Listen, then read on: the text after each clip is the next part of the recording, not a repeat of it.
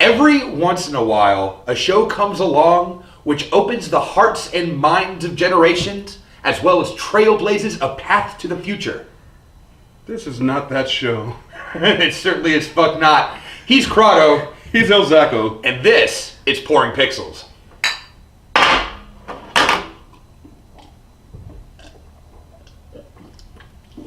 Yeah.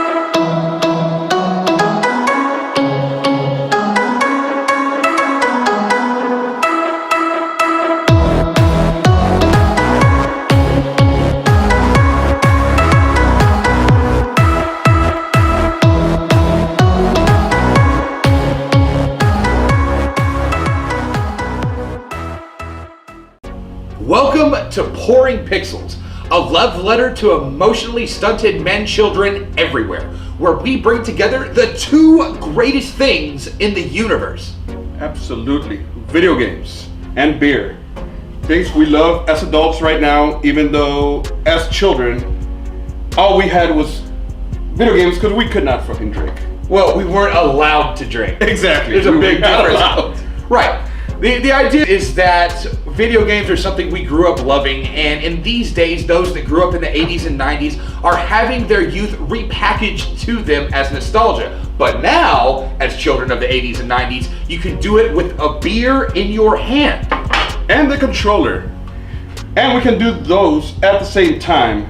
Now, we're going to discuss a nice hidden gem called Blades of Vengeance. That's right, Blades of Vengeance on the Sega Genesis, bringing it back to the days of early 90s 16-bit arcade platformer goodness. That is correct.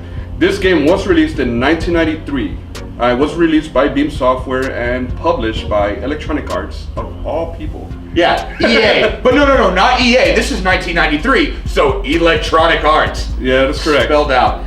Now, this arcade platformer is simplistic when you first pick it up. It reminds me a lot of Golden Axe or Altered Beast. You basically have 3 buttons and you walk through jumping, attacking, and fighting your way level by level. Yeah, and I can explain a little bit more on that. There was only 3 buttons in the Sega Genesis original controller. There was the A, B, and C. The A button selected any item that you did once you paused the game. Right, so you had to get to the menu by hitting the start button. That is correct. B button did any attack on different characters, and it's while jumping, while ducking, or while standing or moving. C button obviously is a jump. Okay. There's 3 different classes. There's a barbarian, there's a huntress, and there's a sorcerer. Each different class has different attacks. Obviously, the sorcerer has a ranged. He uses a staff. The huntress uses a sword, so it's kind of medium range. And the barbarian uses an axe, which is shorter range, but it's a stronger attack. Right, so it does more damage per hit. Exactly. Okay. So the barbarian can get an upgrade as well as every other class. There is a little glowing item you get while you get to a certain part of any stage. They're usually hidden, and you'll see as in this footage right here. You get 1 power up, and then you get a second one, which gives you the absolute power up you can get. That's the maximum you can get. After defeating the boss in stage 3, you can go to the store and buy an armor which completely changes your character class. Okay, so after stage 3, we get an armor upgrade, and then the character changes from then on throughout the game. Absolutely. Now, this isn't a progression upgrade, right? It's once you reach a certain point in the game, then you're upgraded from that point on. Yes, so the barbarian, for example, Okay. instead of an axe, he uses a flail, which is a lot quicker. It's got more range and it's faster. And if you press up on the attack and just press the attack on B, he does kind of a spinning move, and he just stands there and kind of spins it. Awesome, so he has that increased attack speed Yes. after he gets upgraded. Yes, and his armor covers his whole body. You can see kind of like a male, kind of like silver. So, you're right, he moves up from the loincloth. We moved on from Conan the Barbarian and actually got a little, Princess Bride mail in us. Yeah, okay. Yeah, even the Huntress, which, you know, she's the scantily clad woman of the game, She gets a silver armor and even a helmet, but she changes from a mid-range to an actual ranger. Right. She gets a crossbow, doesn't she? Right. So her sword attacks that you're originally familiar with, just swinging that katana sword around in a red Baywatch-style bikini, by the way, all of a sudden goes to range attacks as she has a crossbow. Yes, and it does go all across the screen, which is great. However, when you're ducking in front of like small enemies like spiders that jump at you, it kind of sucks. Right. I really don't like it.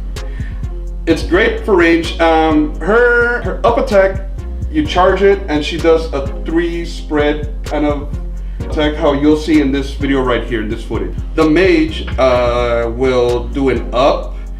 He'll charge. He'll power up his staff, and he'll do like a big ball attack, and that'll go through armor, as you'll see on some knights. Right, it has piercing. It has a piercing property which will actually go through enemies. And what's really great about the charge-up attack from the mage is, especially once he hits Gandalf the White status, which is that stage 3 upgrade, that charge-up attack will run through most normal enemies in one shot. Now, it's not a one-shot, one-kill for everybody, but it's pretty fucking close. Yes, it is. It is kind of difficult to pull off when you're getting a bunch of enemies on you, so you have to like time it. You gotta know where you're going. If you're starting to get spammed attack from both sides, it sucks. And you don't want to do that. You kind of want to get away from that, move away, and you gotta plan this. Right. Now, the blocking mechanic in this game is really unique as well, because all you do is duck. That is correct. And it will save you in most of the game. That is what will save you in most boss fights. As you can see in a lot of the footage, I'm always ducking and kind of sitting, ducking there. Right. And you'll see the attacks just bounce off me, or you'll see enemies bounce off me. There are some enemies, they do have their patterns. Right. But there's some humanoid knights that have their shield and sword. And while I'm standing there and they get closer, they just keep spamming me and go behind me. It kind of sucks. That does get difficult. Absolutely. Right. So your playstyle is going to be consistent with the character you choose. You're not exactly playing the same game with each playthrough, so long as you're choosing a different character. Certainly the same way you're going to run through the game with the mage will be different with the barbarian, which will be different once again with the huntress. Exactly. It certainly is the bait and switch to have a character that you're used to playing, and then all of a sudden their character mechanics change, right? Everything about their class is now different. How are you going to give me a samurai sword and then force me to use a crossbow the rest of the game? Yes. Right? However, I will say the armor is optional. Okay. Because at the beginning of every stage, you can buy the extra lives. You can buy the scrolls like the invisible. There's invincibility. There's an attack. There's a power up. A strength scroll, an invisible scroll, an invincible scroll. Right? Yes. And there's also the armor, which you don't have to buy. So it is optional. It is optional. So if I wanted to be bikini clad, very well tanned, and 16-bit silver haired lady with a samurai sword, I could be that the entire game? Yes. You will just be bikini lady, samurai sword all the way. Your HP will be lower. But if you can deal with it, good for you. Hey man, that's what it takes to be a pro, right? You gotta keep that pro strat. Exactly. Hashtag no upgrades. Exactly.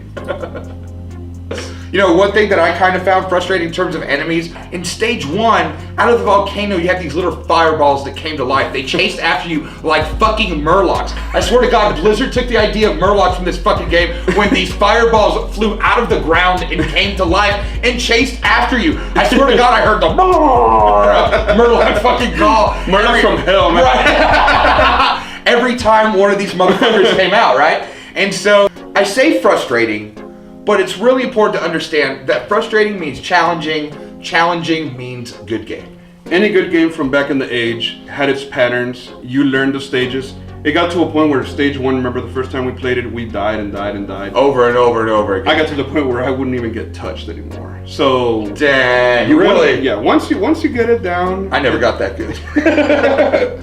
once you get the gist of the whole thing, the patterns and everything, it is an easy game. It's not that difficult. But it's not the easiest game either because there's no continues. So you get one shot and that's it.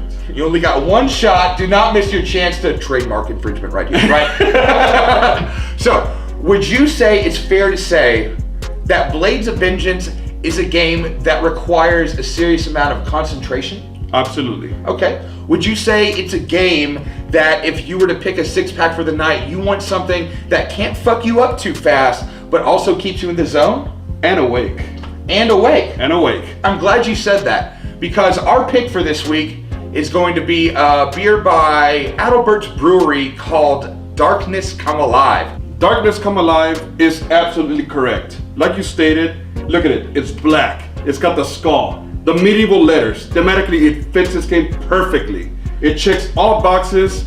It just goes great. It's swords, axes, freaking skulls. Zombies, skeletons, undead, right? Dragons. Right, the forces of darkness have come alive. Yes. On top of the name nailing it when it comes to pairing it with this particular game, if you take a look at the beer pouring itself, it's as black as fucking night. When it said Darkness Come Alive, Jesus Christ, it fucking meant it. Now, let's take a closer look at what this beer actually is. This is a coffee milk porter, right? Now, porter is an acquired taste as far as beer types go. Some people may liken it to tasting like Irish Spring fucking soap, but to the rest of us normal beer drinkers, it's pretty good shit. Also, you have the coffee element to this, which means that there's caffeine in it. So, you have a low ABV porter with caffeine in this beer, which means it's not gonna fuck you up if you drink it all night, and has that little bit of buzz kicked in going with the coffee. So, this is the perfect beer to drink when playing Blades of Vengeance when you're trying to crush the whole thing in one night. That is correct. There you have it, folks. Blades of Vengeance, such a rare gem of a game. I had to find one on eBay as a redistribution copy. You can find one on Amazon or online anywhere, but if you find one and that's in original state, it could be pricey. But if you do find one in its original state, by all means, do yourself a favor and pick one up. You'll be further ahead of the game than we are as far as getting this together. Ladies and gentlemen, that being said, that's going to do it for us. Thank you so much for watching. We'll do better next time. He has been Crotto. He's been Ozako. And you've been fantastic, YouTube. Thank you for liking and subscribing.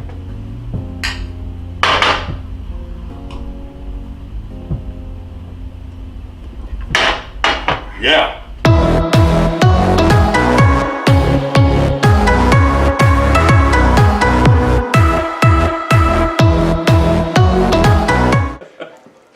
Did you know that if you wear your socks inside out, everyone in the universe is wearing your socks except you?